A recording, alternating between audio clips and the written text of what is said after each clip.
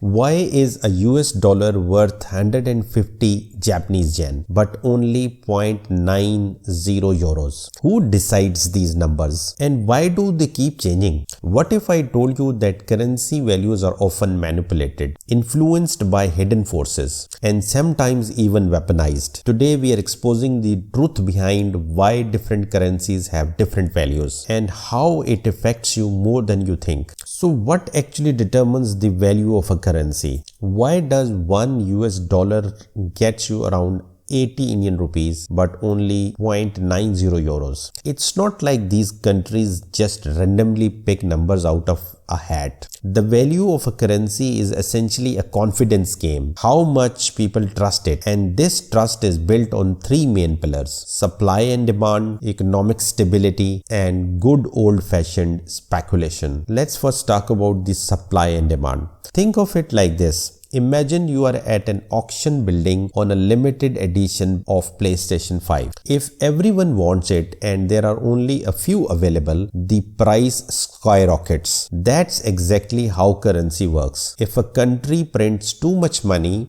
like Zimbabwe, the currency's value plummets. If the demand for a country's goods and services is high, its currency strengthens because people need to buy that currency to trade. Now let's talk about stability. If a country has a booming economy, low debt, and strong industries, investors feel safe putting their money there. The more confidence global markets have, the stronger the currency gets. Compare that to a country with constant potential chaos, who wants to hold a currency that might be worth less tomorrow. And then there is speculation. Big time investors and hedge funds treat currencies like stocks, betting on their rise or fall. If the traders think the euro will be stronger next year, they start buying it now, increasing its value. If there is a panic, say a financial crisis, everyone dumps their risky assets, crashing weaker currencies overnight. Markets are, if nothing else, extremely emotional. Let's bring this to life with a couple of stories.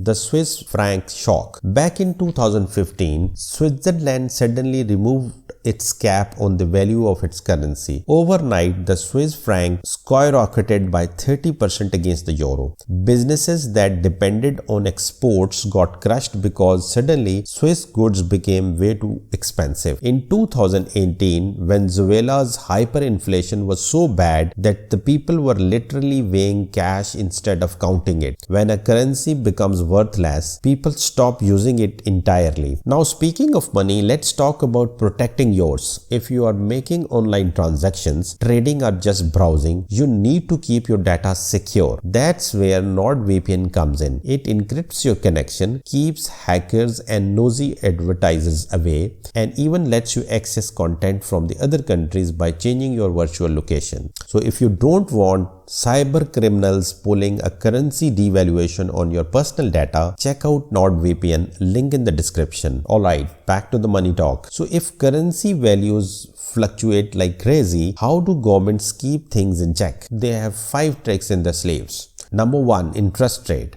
When central bank raises interest rates, it attracts investors, boosting the currency, lower them, and money floods out. Foreign exchange reserves. Some countries like China stockpiles foreign currencies, mostly US dollars, to stabilize their own. Direct intervention. Sometimes central banks just step in and start buying or selling their own currency to influence its value. It's like stock market manipulation, but totally legal if you are a government. At the end of the day, currency values aren't just about math. They are about psychology, power, and a whole lot of international drama. The next time you travel and feel like a billionaire with a wad of foreign cash, just remember, behind those numbers is a world of economic forces pulling the strings. So what do you think? Should we all just switch to one global currency and call it a day? Or is this chaos part of the fun? Drop your thoughts in the comments below, and don't forget to like and subscribe for more deep dives into the world of money, tech, and business.